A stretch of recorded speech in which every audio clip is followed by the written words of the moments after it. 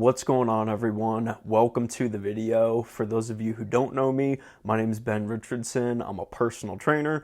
I'm also a chemical engineer. And in today's video, I'm going to be reacting to Kinobody's testosterone boosting advice. If this is your first time here, again, my name is Ben Richardson. I am here to revitalize masculinity and help men make better nutrition, fitness, and lifestyle decisions so that they can boost their testosterone levels naturally and become top tier men. So if that's something you're interested in becoming a part of, go ahead and hit that subscribe button because I do post every week. Now make sure you stick around for the whole video because I'm going to be exposing a few misconceptions about testosterone as well as reinforcing some ideas that are in fact true. So let's go ahead and dive right into it.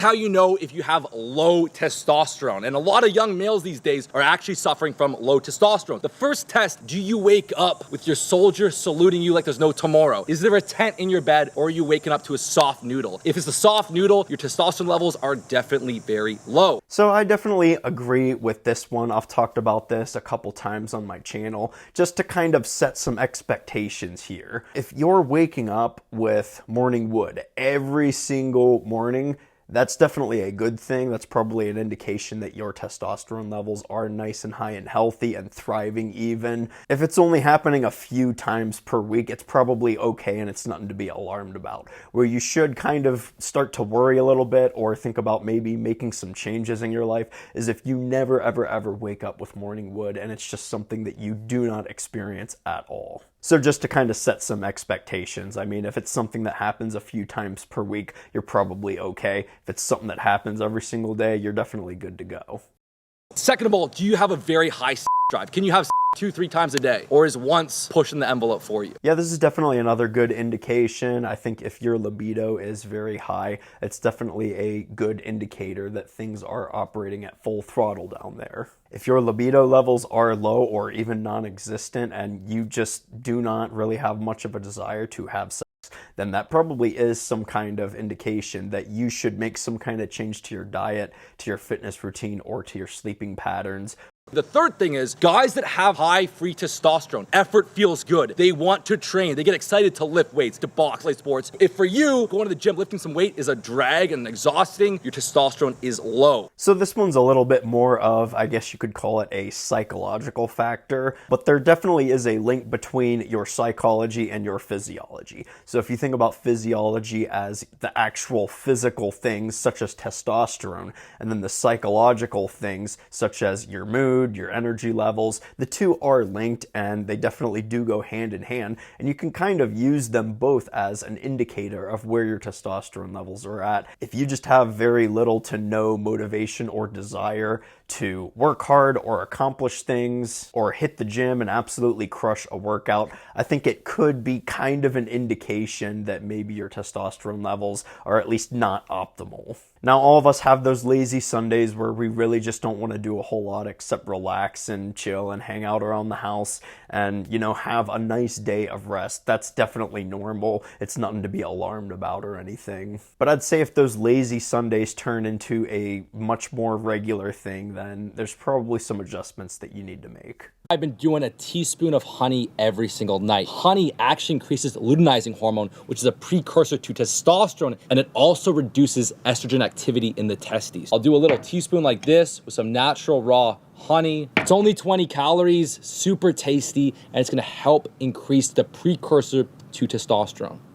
Yeah, I think this is actually a really nice tip. He shared some interesting facts that I wasn't as aware of about luteinizing hormone and stuff like that. I think some other benefits that come along with consuming honey, especially before bed, is that honey can trigger some of those relaxation hormones that are going to prepare your body to enter a very restful state of sleep throughout the night. And getting good quality sleep, you know, anywhere on the scale of 7 to 8 hours of very high quality sleep, getting that in every single night is very important to optimizing your testosterone levels. Honey is also rich in naturally occurring fructose, and fructose is the preferred fuel of your thyroid gland, and the thyroid is the chief regulator of your metabolism and your metabolic rate, so that's definitely something that you want to be fueling.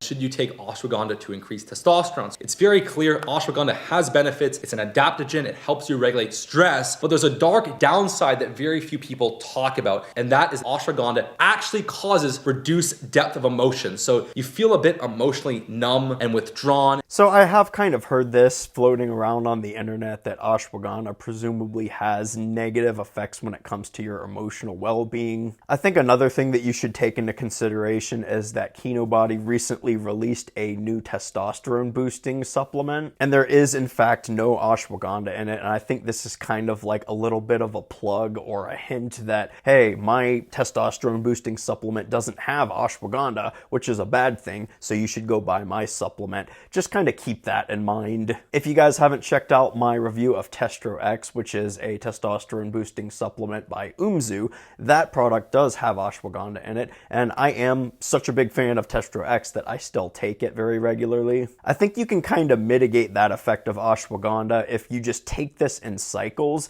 So you can either take it daily for a few months and then go off of it for a little bit, or maybe only take it 3 or 4 nights per week. But handling ashwagandha in cycles is usually enough to kind of mitigate any negative effects on your emotional well-being. I will just say from experience, I've been taking that Testro X supplement with ashwagandha in it for a very long time, and I do take it in cycles, and I've never really experienced any emotional numbness or not having emotional feelings or just feeling very withdrawn emotionally. So just me on a personal level, I think as long as you stick to some kind of cyclic use of it, it should be okay. These everyday products are actually destroying your testosterone. The first one, of course, is body wash. It's just loaded with chemicals. Now, one of the issues with body wash is it's high in phthalates, a fragrance that makes it smell good, and the phthalates actually are known endocrine disruptors. It destroys your body's ability to produce testosterone. Yeah, I definitely think this is huge. I even made a whole video about a good, simple skincare routine that you should stick to,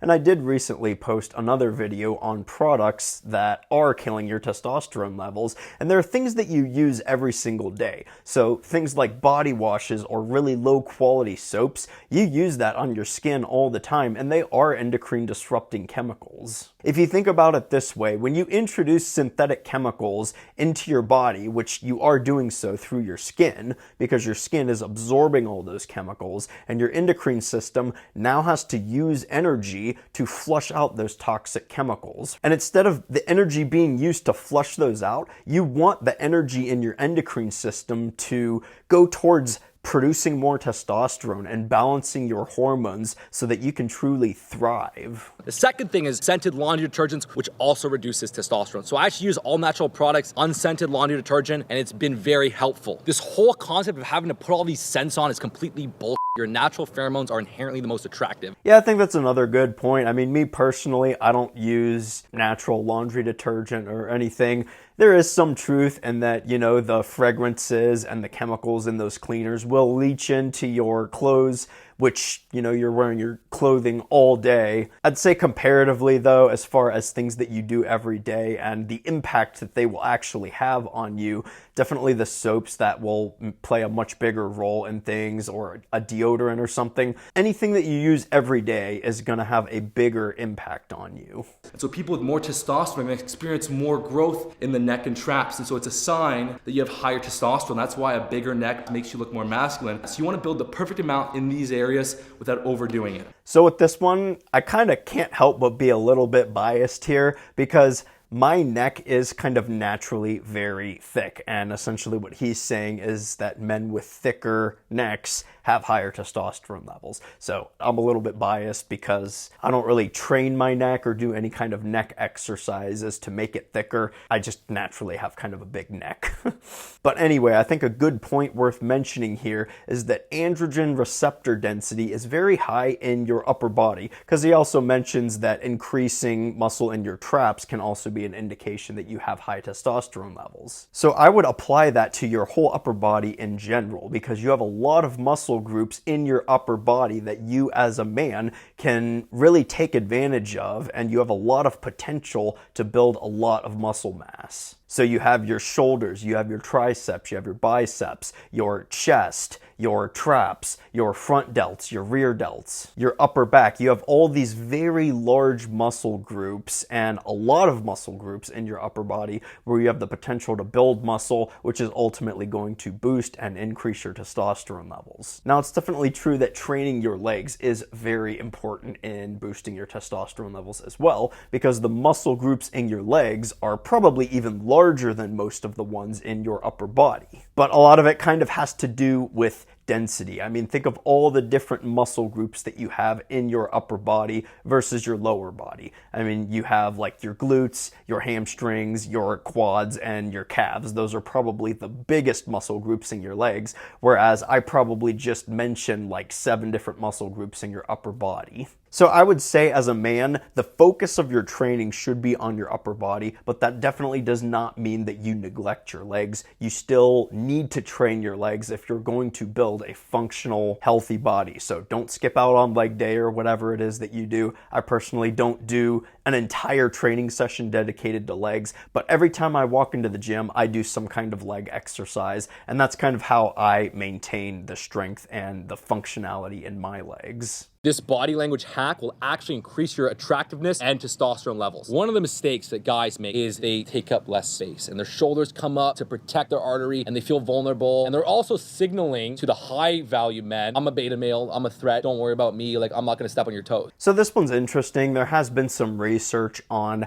how you take up space and how you carry yourself and your body language and eye contact and all those kind of things, and how they can boost your testosterone levels. And this is kind of where I think about how your psychology and your physiology, once again, are connected. I mean, the things that you do on a psychological level, they will carry over and affect your physiology as well. Because doing something like making eye contact with a person or taking up a lot of space if you're sitting down or something like that, to me, this one's just kind of a little bit more interesting than anything else. I mean, you definitely can increase your perceived attraction by doing things like this, you know, making eye contact, taking up more room, keeping your shoulders back and standing nice and tall with good posture, things like that. And you probably will notice that you just feel a little bit better about yourself, or you feel more confident and you communicate with a little bit more masculine energy, if you will. So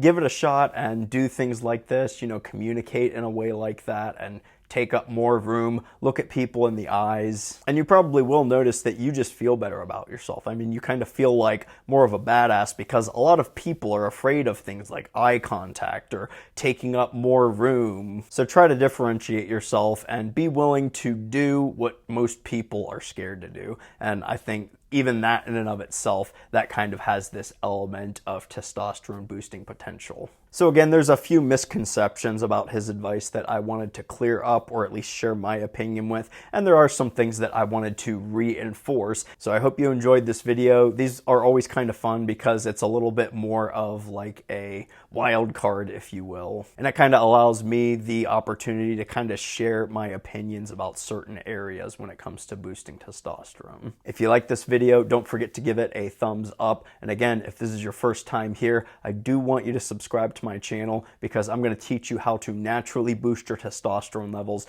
through things like nutrition and fitness and lifestyle decisions that you make, so that you can become a top freaking tier man. So go ahead and subscribe, because I do post every week. If you made it to the end of the video, I do appreciate the support. Thanks for sticking around and watching. Take care, everyone, and I'll see you in the next video.